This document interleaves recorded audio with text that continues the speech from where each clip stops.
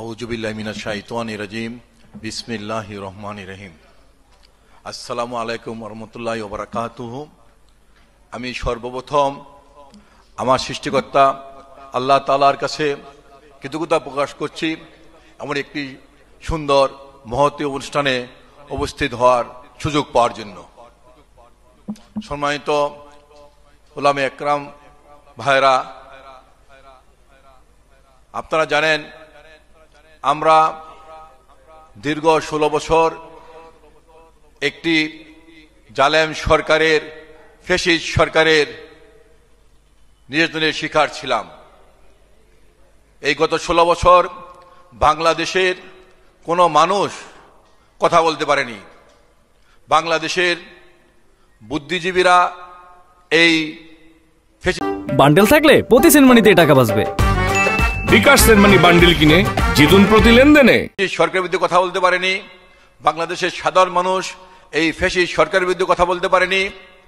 বাংলাদেশের কোনো রাজনীতিবিদ এই সরকারের বিরুদ্ধে কথা বলতে পারেনি। যারা এই কথা বলেছে তাদেরকে মিথ্যা মামলা দিয়ে গ্রেপ্তার করেছে। এমনকি বাংলাদেশের সাংবাদিক সমাজও কত ফ্যাসিস্ট সরকারের বিরুদ্ধে তাদের কলম দ্বারা লিখতে পারেনি। যারা লেখার চেষ্টা করেছে তাদেরকে মিথ্যা মামলা দিয়ে গ্রেপ্তার করেছে। অনেকে প্রাণের ভয়ে বিদেশে পালিয়ে গিয়েছেন। এমনকি এই আলেম সমাজ, যাদেরকে আমরা শ্রদ্ধার সাথে স্মরণ করি, সেই আলেম সমাজও কিন্তু কথা বলতে পারেনি। গত 16 বছর অনেক মসজিদের খতিব মহোদয় জুমার দিনে বক্তব্য রাখতে গিয়ে তারা লাঞ্ছিত হয়েছেন, অপমানিত হয়েছেন, মিথ্যা মামলা নিয়ে তারা কারাবরণ করেছেন। গত 16 বছর বিভিন্ন ওয়াজ মাহফিলে আমাদের বাংলাদেশের অনেক আলেম সমাজ বক্তব্য দিতে গিয়ে এই ফ্যাসিস্ট সরকারের বিরুদ্ধে তার বক্তব্য যাওয়ায় তারা লাঞ্ছিত হয়েছেন, অপমানিত হয়েছেন, মিথ্যা মামলা নিয়ে তারা কারাবরণ করেছেন। অর্থাৎ বাংলাদেশের কোনো মানুষই কিন্তু কথা বলতে পারেনি। আমরা আজ সেই অবস্থা থেকে মুক্তি লাভ করেছি। আল্লাহ তাআলার কাছে আমরা শুকরিয়া আদায় করছি। আর এই ফ্যাসিস্ট সরকারের বিরুদ্ধে যারা আন্দোলন করতে গিয়ে যে সকল ছাত্র, যুবক, শ্রমিক এবং শিশুরা শাহাদাত বরণ করেছেন, তাদের রুহের মাগফিরাত কামনা করছি। আপনারা জানেন আজকে একটি কেয়ারটেকার সরকার এখানে অবস্থান করছে। আমরা বাংলাদেশে 95% মানুষ আমরা মুসলমান। এই বর্তমান প্রেক্ষাপটে এসে আমরা হঠাৎ করে আমরা দেখতে পাচ্ছি আমাদের প্রাণের যে একটি আবেগ, আমাদের ধর্ম, সেই ইসলামকে নিয়ে আজকে কয়েকটি গোষ্ঠী, কয়েকটি দল, কিছু কিছু ব্যক্তি আজকে নতুন করে চক্রান্ত এবং ষড়যন্ত্র শুরু করছে আমাদের ইসলামকে ধ্বংস করার জন্য। আপনারা দেখেছেন হঠাৎ করে আমরা দেখতে পাচ্ছি একটি দল, যে দলটি প্রতিষ্ঠা করেছিলেন মাওলানা মওদুদী সাহেব, যিনি তার বক্তব্যে বলেছিলেন আমাদের নবী হযরত মুহাম্মদ সাল্লাল্লাহু আলাইহি ওয়াসাল্লাম তার জীবন দশায় অনেক ভুল করেছেন, তার তওবা করা উচিত ছিল, তিনি তওবা করেননি। সেই মওদুদীর সৃষ্টি জামাতে ইসলাম আজকে বাংলাদেশে আমাদের ইসলামকে ধ্বংস করে একটি পায়তারা করছে। আমাদের বাংলাদেশের বিভিন্ন ধর্মের লোক আছে, আমরা বাট 95% মানুষ আমরা মুসলমান। এখানে হিন্দু আছে, বৌদ্ধ আছে, খ্রিস্টান আছে, বিভিন্ন জাতির লোকজন আছে। আমরা পরিষ্কার ভাষায় আমাদের দলের প্রতিষ্ঠাতা শহীদ রাষ্ট্রপতি জিয়াউর রহমান বলেছিলেন, বাংলাদেশের সীমানার বিরুদ্ধে মধ্যে যারা বসবাস করে আমরা সবাই বাংলাদেশি, যার যার ধর্ম শেষে পালন করবে, সরকার তাদেরকে সহযোগিতা করবে, সরকার তাদের নিরাপত্তা দিবে।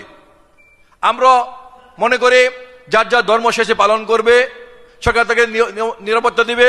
আমরা বলবো কেউ যেন কারো ধর্ম পালন করতে বাধা সৃষ্টি না করে। আমরা কিন্তু দীর্ঘ বছর এভাবে চলে আসছিলাম।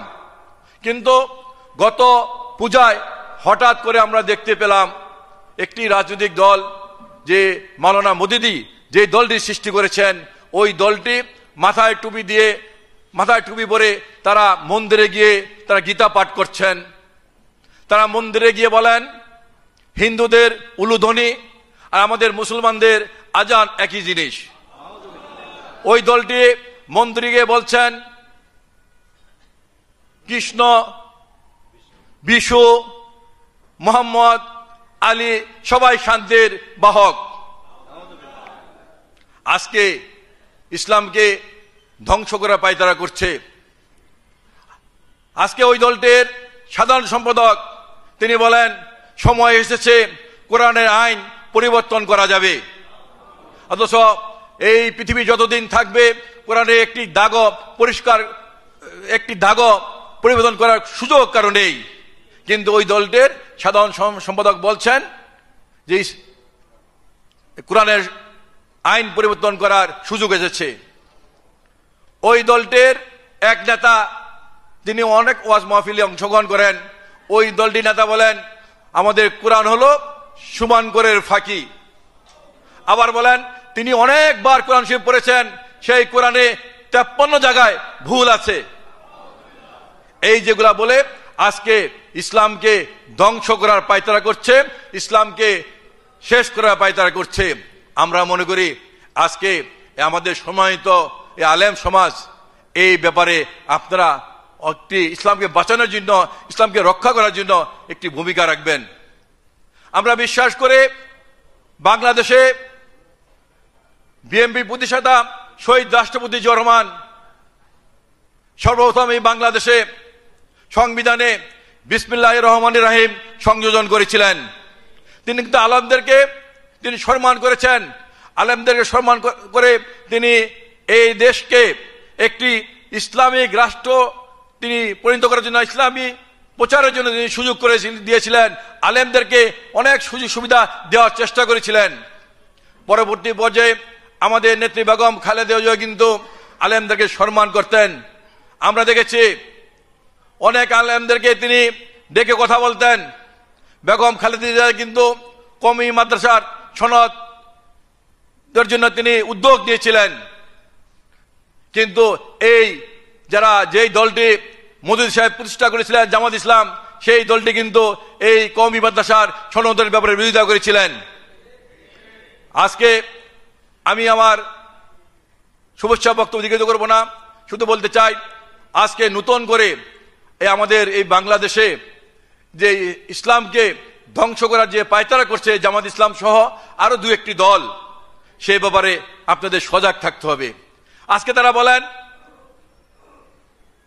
দাঁড়িপাল্লায় ভোট দিলে বেহেশতে যাওয়া যাবে, দাঁড়িপাল্লায় ভোট না দিলে তারা দোজখে যাবে। এই যে মিথ্যাচার করছে, এই বেহেশতে যাওয়ার টিকিট তাদেরকে কে দিয়েছে?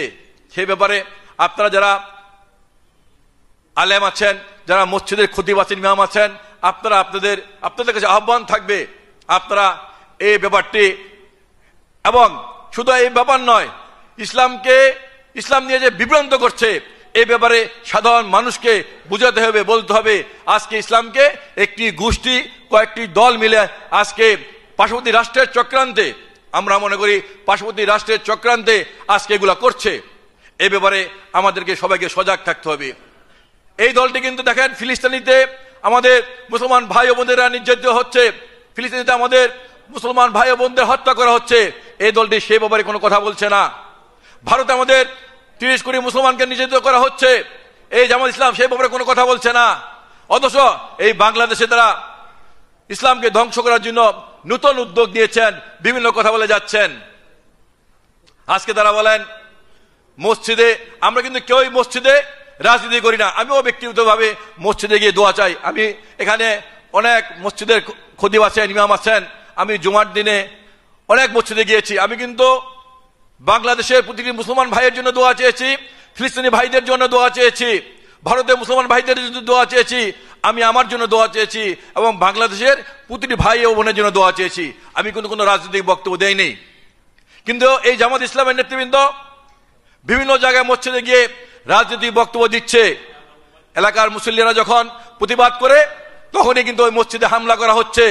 আপনারা দেখেন অনেক মুসল্লিরা প্রতিবাদ করায় অনেক জায়গায় মসজিদে এই জামাতে ইসলামের নেতৃবৃন্দ হামলা করেছে। তারা মসজিদে বসে রাজনীতি করা শুরু করেছিল। অনেক জায়গায় এলাকাবাসী তাদের প্রতিবাদ করায় তারা বলেন মসজিদে যদি রাজনীতি করতে দেওয়া না হয় তাহলে সেখানে কোরআন তেলাওয়াত করতে দেওয়া হবে না। আমরা ভাবি এই দেশকে একদম ধর্মহীন করার, ইসলাম এই দেশ থেকে মুছে ফেলার চক্রান্ত করছে এই জামাত ইসলাম। তাই সবার কাছে আহ্বান থাকবে, আমি আমার শুভেচ্ছা বক্তব্য দীর্ঘায়িত করব না। আমরা এদেশের মানুষ, আমরা ধর্মপ্রাণ মানুষ। আমরা মনে করি আমাদের সৃষ্টিকর্তা আল্লাহ তাআলা যে নির্দেশ দিয়েছেন আমরা সেই নির্দেশ পালন করব এবং আমাদের প্রিয় নবী হযরত মুহাম্মদ সাল্লাল্লাহু আলাইহি ওয়াসাল্লামকে আমরা অনুসরণ করব। আমরা বাংলাদেশের মুসলমানরা আমরা সেদিকে এগিয়ে যাব। এবং আজকে জামাত যে কথা বলছেন, জামাত যে মওদুদির ইসলামের কথা বলছেন, আমরা এই ইসলাম মওদুদির সেই ইসলামকে আমরা এই দেশে কায়েম হতে দিব না। এই ব্যাপারে আপনাদের সোচ্চার হতে হবে। এই আহ্বান জানিয়ে আমি আমার সংক্ষিপ্ত বক্তব্য এবং শুভ বক্তব্য শেষ করছি। আসসালামু আলাইকুম রহমতুল্লাহি ওয়া বারাকাতুহু।